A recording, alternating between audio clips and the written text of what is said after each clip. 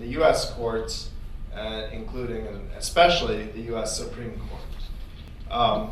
But I really do believe, if you look at Supreme Court decisions, a great many of them, I'm not sure the exact percent last I checked, but a great many of them are unanimous. All the justices agree. On the U.S. Court of Appeals, the vast majority of decisions, all 3 judges agree. And that's because most questions really don't deal with politics, or if they do, the judges put aside their political beliefs and are applying the law in the way that they view the law. And I'm biased because I grew up in the US system, but I really think that what's most responsible for this is the fact that they have good lifetime employment. And so they have a very generous salary for the rest of their lives. In fact, they can continue to get the salary even after they retire if they've served a number of years. And so they don't need to worry about their next political job, about pleasing politically powerful people, about appeasing the president or members of Congress or business leaders or the military or anyone else, because they can do that job protected until they retire. As soon as you have some term limits, if a judge is 50 years old and they're going to serve 9 years, then at 59 they're going to want a good job, maybe a job that will pay even more money, a more powerful position. So they have every incentive then to rule in a way that appeals to the right people. And so with lifetime appointment, you take that away. The other mechanism that I think works fairly well is that although the US president appoints the judges, all of them, this is all 2,000 of them, at the federal level, the US Senate has to approve by a supermajority.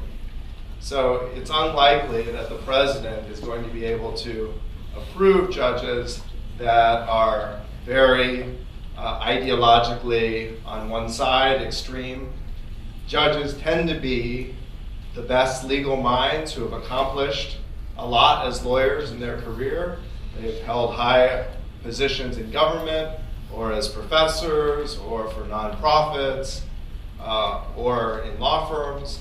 And so these are the judges at the pinnacle of their career, and then they get this judgeship because they've proved that they have a great judicial temperament, that they're wise, that they're fair, and they have a great legal mind.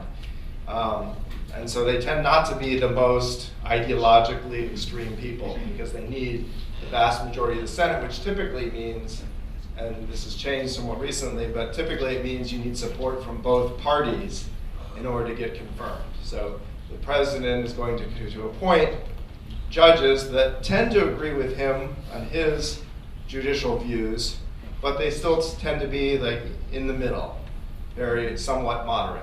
And there are exceptions, but that generally tends to be the case. So I think both of those mechanisms together help to ensure an impartial judiciary. And one more thing, keep in mind that the Senate, they're elected by the states. So the states, the voters of the states have some power indirectly in choosing who judges are. So when you have a Senate election or presidential election, one of the things that is an issue is, keep in mind this person will select this type of judge, and we don't agree with that, or we do agree with it. And so you should select this senator because they will approve President Obama or President Trump's judges. And so the voters get some say in moderating who ultimately gets put on the federal judiciary. Well, those are all really important points, and I don't have that much to add, except that, of course, in the US, the appointment process is very polarized, notwithstanding all that you said, right? It's clearly, and even though there is a lot of cases where the law does matter and courts are unanimous, we also know there's cases where there wasn't. The Supreme Court cases are polarized. Yeah, like the district court cases. Bush v. Gore was clearly a political decision, right? Yeah. But so the extent to which this is the case, and these judicial appointments are super political, also depends on the extent to which the country is polarized, right? In Germany, I don't know if you know much about, I don't know that much about German politics, but the left and the right are not like light years apart. The one wants slightly higher taxes than the other, but basically they're very similar. It's not as polarized the country is. So then these judicial appointments are far less polarizing, right? And it's easier for judges to just do law, right? But if the country itself is very divided, judicial appointments are going to be more divided. Second, the appointment process, like the US model is not the only model, right? One country I find interesting, and there's different variations of this around the world. Many countries have a judicial committee that selects judges, right? And for example, in Israel, judges that are currently on the court are on the committee, right? So they have a veto on who gets to be on the bench. It's still, there's like members, in the appointments committee in Israel, there's judges from the court, there is members of the bar, and then there is parliamentarian, members of parliament, right? And they together have to decide who gets to be appointed, which means there is parliamentary input, but there is also just judges who decide who gets to be on the court. And some of these mechanisms can be employed to make this all a little bit less political, right? So I think that's important. So constitutional design can matter in these things. Yeah, there was more. I've seen many more questions. So anybody else wants to ask a question? No? I will be that. That's why I criticize from the Supreme Court system of the U.S. because who should be the chief of the justice decided by the politicians, not by the people who are the lawyer and the judge themselves who contribute their lifelong in that. So there's a lot of presidents like those people, and then negotiating between the senates and negotiating between the government, and the appointing that will be creating that. That's why my criticism is although U.S. are very strong states, but they have a very long process of the solution of the all they have to be catch up with this contemporaries politics. That's why one day Canada have ratified women's rights. At the time, U.S. did not have it yet for the women right to vote. That kind of thing, even the gay rights, LGBT rights. So although U.S. have very strong leadership, but that kind of things will be making the lower because of their political gain in the Supreme Court and then making the bring it back to the society in the evolution. That's why my argument is why U.S. cannot do by the just and law bar and sort of things will be making them more comprehensive and non-biased for the politics will be the creating the better society and decision making. That is my criticize on the U.S. system. Actually, at the state level in the U.S., judges are elected in many cases directly by the people. People disagree about that, but there is some sense that while judges should be impartial, they should also be not completely detached from the views of the people, and the people should still have some say over what types of judges get to sit on the bench. And so on one extreme you have elections, partisan elections, just like people run for governor or city council, they run for judgeships. And on the other hand, you have nonpartisan commissions choosing judges. So the federal system is sort of a compromise between the two, where the people have an indirect role, but then that's moderated through a system of appointments. So one more broader point is, so in the, writing constitutions is always difficult, but it's extra difficult if a country is what we call a divided society. And a divided society means people vote not necessarily based on issues, but based on their identity, right? So if you vote, so in some African countries, for example, scholars have said this is not an election, this is a census. You just vote for your people and not for whoever has the best policies, right? And I think once you're in a world where these divides become so politically salient that you only vote based on that and not based on issues, politics usually doesn't do very well because people don't care about issues anymore, and they don't punish politicians with bad policies, right? So you just vote for your tribe, your clan, whatever, your religion. And that is a really big problem. It's really hard to make those kind of societies work, right? And everything becomes polarized. People are not doing good policy, they're just voting based on their identity, right? And then there's the question, how are we gonna design it? What are we doing with a society like that? Usually one answer is federalism. If you're a divided society, you need to be federal because then a lot of these issues are not done at the central government. Other answers are proportional representation, maybe, right?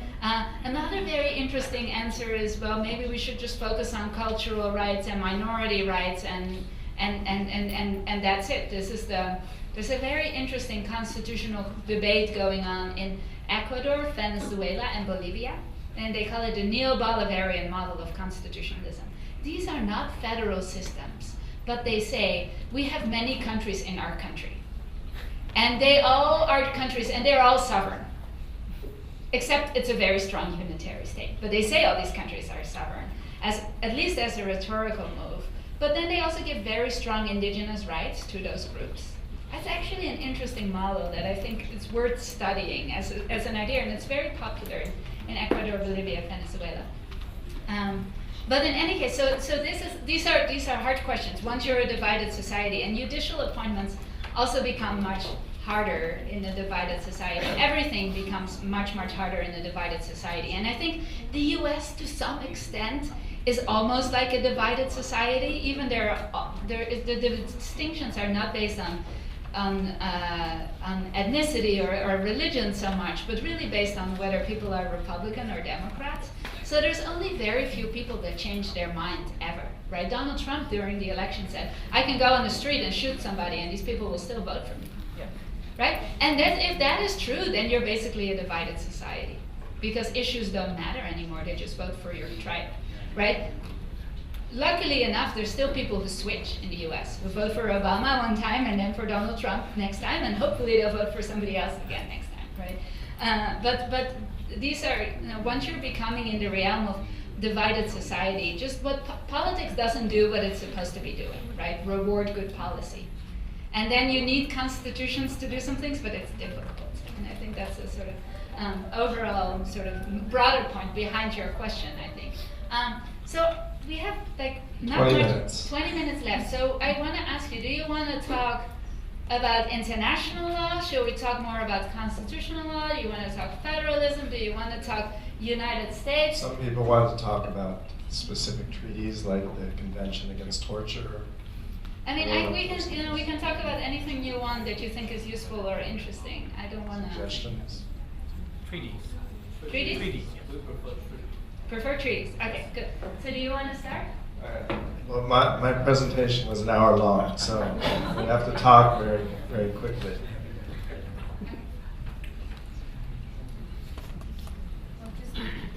Can I ask a question before you actually start? I'm right here. So going back to before I ask the question, going back to the point where Kevin talked about the nomination of the Supreme Court justices and how the Senate senator has to confirm the nomination of the justices. I was thinking, would that really be impactful? Because the senators are also chosen by the people, and there's an electoral college that is not really a representative of the people living in the state as well. And if the Senate is, the majority are full of the 130, and it is easier for the president to get the confirmation of his nominee. In that sense, and once Supreme Court justice is confirmed, that person will serve for the lifetime. Would that really be, I'm just thinking about the impact. And that's my point. If you could elaborate more on that, that would be great. And the question that I have is, in the US, there are also state constitutions as well. And when you actually talk about the US politics, it seems as if the federal constitution is far more relevant than the state constitution. And what role does state constitution serve, and why do they exist if they exist? Well, Mila actually wrote a paper about state constitutions around the world and in the U.S.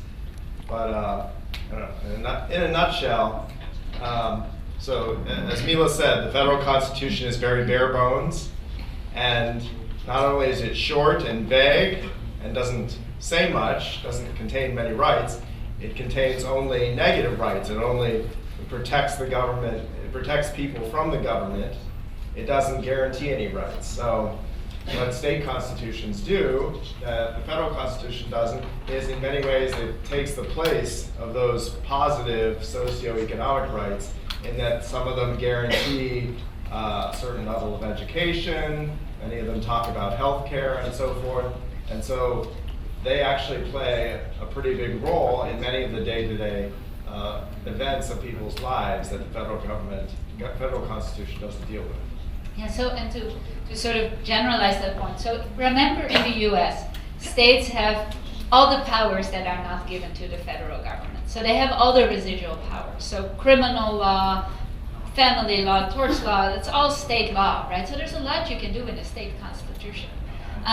If many federal systems have state constitutions, and I think it's generally a good idea to have state constitutions, but if the states have fewer powers, the state constitutions also do less, of course, right? So I think that there is that. Your question on the Senate, I mean, it's interesting. If you look at the Senate, of course, currently it's a majority Republican, so it's easier to get a judge appointed. At the same time, right, these senators, I mean, a Senate is an essential feature of a federal system, right? Because these are people that represent their regions. So a Republican from Maine is very different from a Republican from Alabama, right? Because they live in a very different part of the country where there's different views. So sometimes that can have some moderating effect, right? You can be a Republican, but the party lines break down a little bit because of the geography of it, right? They represent the state as well, and they have to go to the town halls in their own state and be responsible there. Okay, are you ready for that? Yeah. Okay, perfect then. Okay. So I just want to talk briefly about what international law is, and specifically treaties. So many of you know international law is sort of the law that binds states or countries together. It governs the relationships between states. I realize you probably can't see this with the lights, but I'll try to describe it. So one definition is the body of rules and principles of action which are binding upon civilized states in their relations with one another.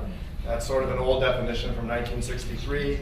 Since then, they took out the word civilized, but they've also, it's become understood that international law can apply not only to states, but also maybe to non-governmental organizations, to intergovernmental organizations, and possibly even in the case of the International Criminal Court and some others, it might even apply to individuals.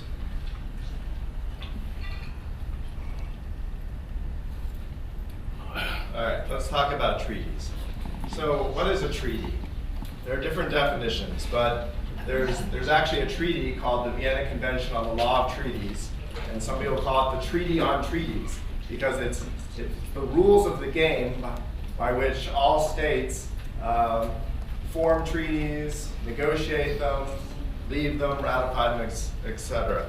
And the definition under the Vienna Convention, Article 2, is an international agreement concluded between states in written form and governed by international law, and whether embodied in a single or more instruments, and whatever its designation. So in a nutshell, that means it's an agreement between states that's written down, and it can be written down formally, like we see a formal convention, like the Convention Against Torture, or the International Covenant on Civil and Political Rights, or it can be something more informal. There was a case, Yemen versus Bahrain, where it was held that meeting notes written on a napkin constituted a treaty between the states. So, when we think about treaties, I find it's really useful to compare them to domestic instruments that we're more familiar with. So, in domestic law, we have contracts where two people or more than two people come together and they negotiate some terms and they want to bind each other to do some certain task. And so treaties are sort of like that in a way. They're negotiated between different parties. They may facilitate a transaction, but they're also different. Contracts typically require that every party give something, called consideration. Treaties don't always require that. If you terminate a contract, usually there's a price. You have to pay a damage. You're usually not typically allowed out of the contract without suffering some penalty. But treaties, typically, states are allowed to withdraw. So the model of treaties as contracts works when there are only a few states participating. When there are lots of states, like the international conventions we're going to talk about in a second, it's more useful to talk about treaties as legislation, Because rather than 2 or 3 people getting together and negotiating the terms and then signing something, they're actually negotiated in a big legislative-like session. So whether it be the UN General Assembly or some special commission that's designated to negotiate the thing, a group of people get together, they form small committees, they draw up language, and this can go on for months and sometimes even years. And then they finally come to a final draft, and then all the states vote on it, and then the states agree to it or not. One of the key things to know about treaties, which you may know, is that they respect, in general, they respect the sovereignty of states. So no state is required to join a treaty. No state is bound by a treaty unless it is formally what we call ratified. Right? So even if the entire United Nations developed a treaty, like the Convention Against Torture, and 190 countries ratified it, if a state like Myanmar or the United States or South Africa, if they decide they don't want to be part of it, then they have no legal obligation under it whatsoever. It's completely up to each state whether they'd like to be part of the treaty or not. So the process of treaty making typically goes through a series of steps. So here we're talking about large conventions. So first there are negotiations. I mentioned that earlier, which can happen in small committees. It can be started by nonprofits, non-governmental organizations. And then finally, when a draft is developed, it's adopted and authenticated by the whole body. And then finally, the expression of consent to be bound. And that's where each state signs the treaty and then ratifies it, usually by involving their own domestic legislature. And then finally, every treaty has a set of rules within it that say, this treaty will not have any international legal effect until a certain threshold, a certain number of states have ratified it. And the reason for that, it makes sense. No state wants to be the first and only one to commit to a treaty where all the other states don't have to abide by it. So you know, for example, with the International Criminal Court, I think the threshold was 30. So any state that ratified it knew that they wouldn't be bound by it until 29 other states were also bound by it. This is especially true with some nuclear proliferation treaties, where certain nuclear states have to have ratified it in order for it to have legal effect. So every treaty can state its own rules for when it takes effect and how many states are required. Another important thing to know about treaties is, unless the treaty says otherwise, there's such a thing called reservations. And this is unlike any other domestic piece of law. When a state ratifies, it can actually say, we ratify this treaty, we agree to be bound by it, but we're not going to be bound by all of it. We don't agree with, say, Articles 11, 15, and 20, and so we're reserving those, meaning we're carving out our obligation. And so this is a complicated set of law because it then releases other states from the obligation to do the same thing. And one of the fundamental debates about reservations is they're not allowed to undermine the fundamental purpose of the treaty. So we don't agree with that, we're going to carve that out. And some other states disagree with that reservation. So that's kind of treaties and the basic framework of treaties. So do we want to talk about the Convention Against Torture now, or? Yeah, go ahead. So,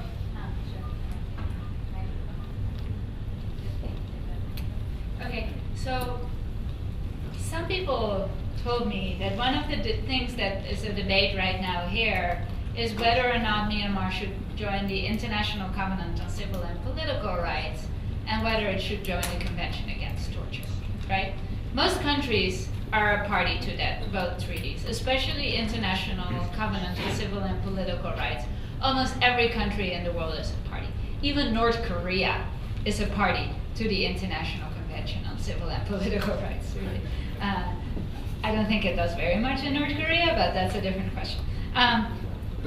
human rights treaties are a very special kind of treaties, right? So a lot of the treaties that Kevin talked about, they are treaties between a number of states to do certain things, right? Like, for example, how should we navigate the waters, right? And we have a convention on oceans law that deals with that. Or we have a convention on where airplanes have to fly, right? The Chicago Convention on Aviation or something.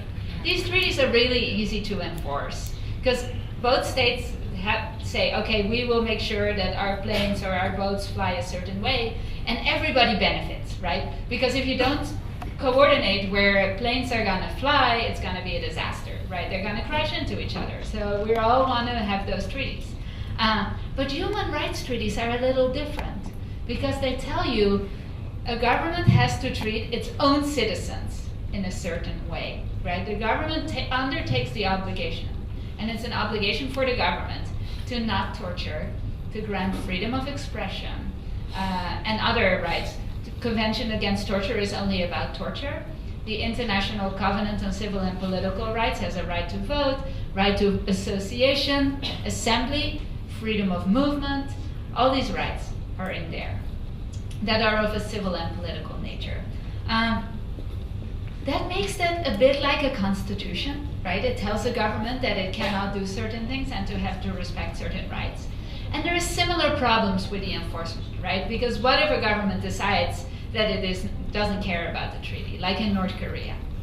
So if you are a member to the International Convention on Civil and Political Rights, there is an international enforcement mechanism, and it's called the Human Rights Committee.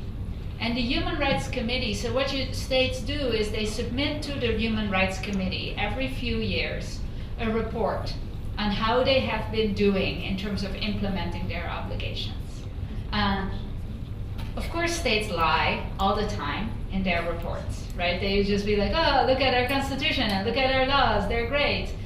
Usually they focus on the law because a lot of countries have relatively good law, but they just don't implement it, right? However, civil society also has a chance to file reports. So they file reports to the Human Rights Committee at the same time. We call them shadow reports. They usually tell you what's really going on in the country. And then there is a session in Geneva where these reports are being discussed by the committee. Right? The Human Rights Committee has a session and it discusses these reports and then it writes recommendations. It can also, in case there's something comes up, it can even issue an emergency recommendation if there's certain pressing human rights problems in the country. But usually there is this report and it writes the report to the country. Unfortunately, these reports are not legally binding. However, it is still really, it's often important ammunition for civil society groups, right? You can say, hey, the Human Rights Committee has condemned this, and that may matter, right? It may matter if there is an election. It may matter for civil society group. It may matter for international pressure, right? Those are important things about it. The Human Rights Committee does not have fact-finding capacity. So the Convention Against Torture has a very similar structure. There's also a committee that reviews. It also doesn't have fact-finding capacity. The Women's Rights Convention is one of the few treaties that does, where the committee can do fact-finding, right? But that's sort of the basic structure. We have 3 minutes. So what does it mean for Myanmar to join the human rights, these human rights treaties? I think, so first of all, in addition to the committee procedures, right, there is also an individual complaint procedure.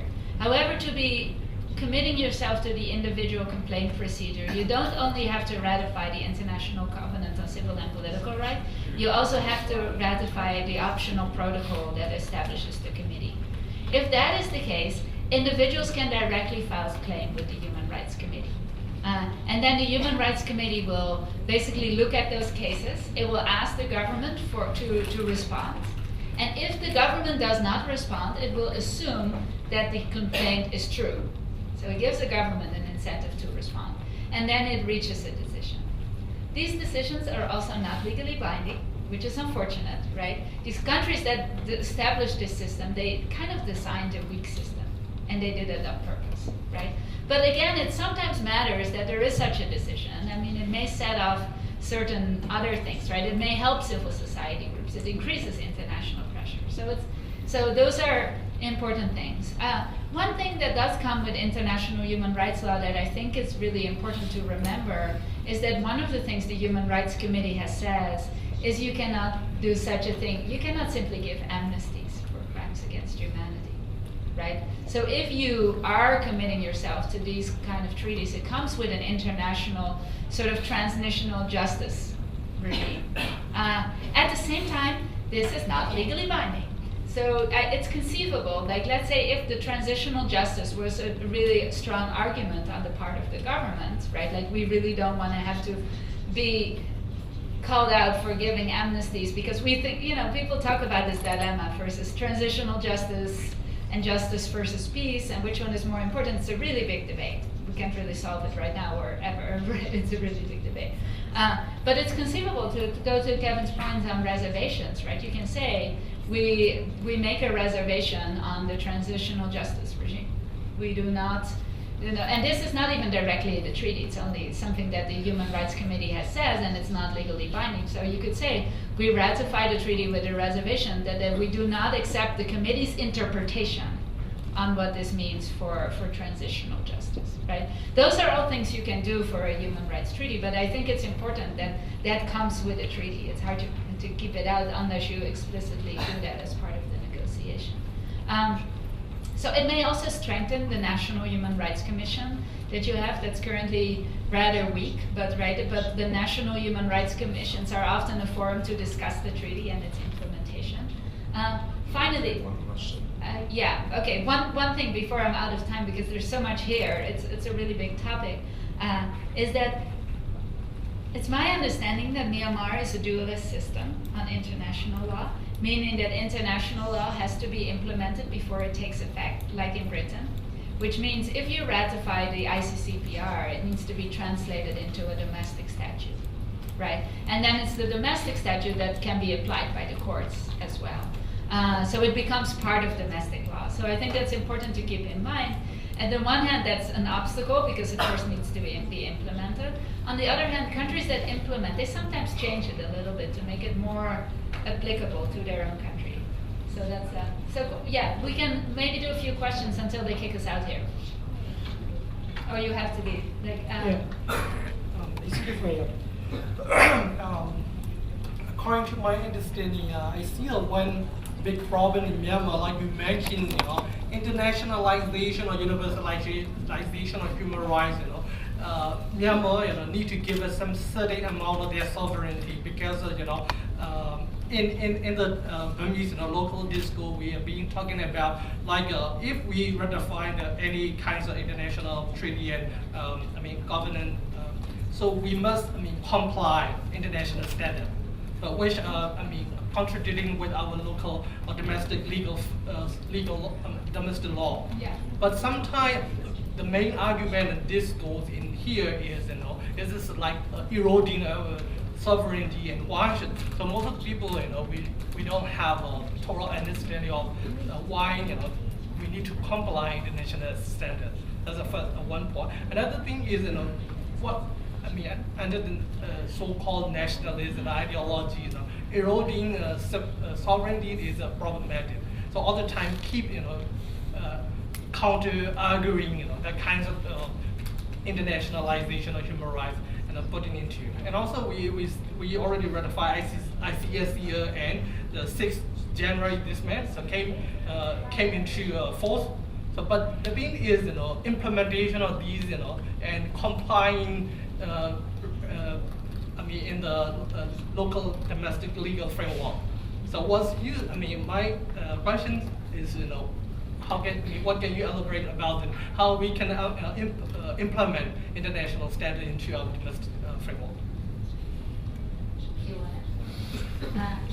Yes, those are all very hard questions, right? So the sovereignty question, of course, that's a question that comes up in many countries that ratify it, right? And I think, the argument is first, these rights are universal, right? They belong to everybody, no matter where you're born. And if that's something you believe, right, which many people do, then it's only normal because this is part of what every government should be doing for its citizen. And many countries have no problem ratifying the ICCPR because they're doing it anyway, right?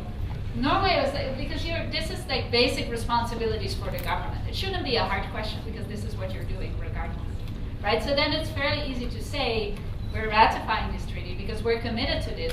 Because here is another argument, especially young democracies ratify because they know that this is what they want to be doing. These are basic functions for the government, but they know that in the past there have been times where the nation took a different course and it maybe wasn't so democratic or there were human rights abuses.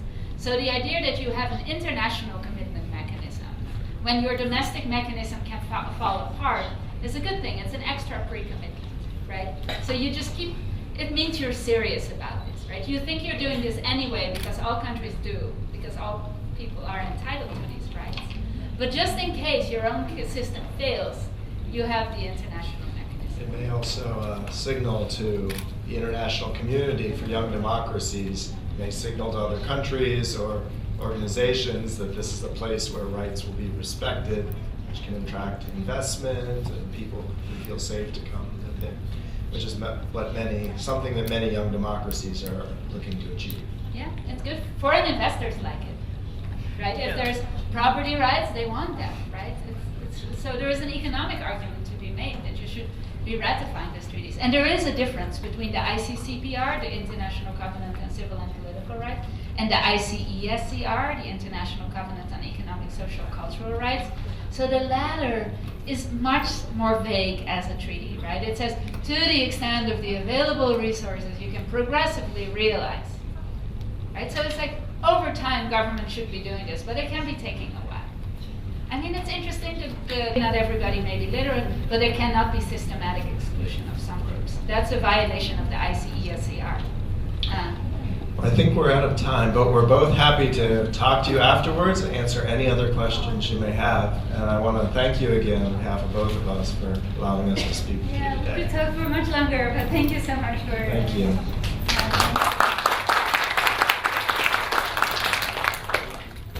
Oh, I should say, some people asked for our contact information. So I'm going to send Miyako, is he still there? Or some people, I'll send you our information, and then maybe they can send it on the email listserv so you all have it. Okay, so if you want to engage on any of these questions, if you're ever writing a constitution, ready to ask me questions for sure, or ask Kevin questions about international law or whatever, we're always happy to talk to you. Thank you very much, Professor Prestige and Professor Hope. Yeah. It was such a great honor to listen your words of wisdom. It was great to go. So, ကျေးဇူးများကြီးတင်ပါတယ် Professor နှစ်ယောက်နဲ့မေးခွန်းထားပြီးတော့မေးတဲ့ကျောင်းသားတွေအကုန်လုံးခန္ဓာအောင်မြင်စွာပြီးဆုံးပါပြီခင်ဗျာဆက်လေးတွေဘဝမှာဒေတာဆက်လေးတွေပြန်ပြီးတော့အပ်ခဲ့ပေးဖို့သတိထားပေးကြပါဦးခင်ဗျာ If a radio နားထောင်လို့မရပါဘူး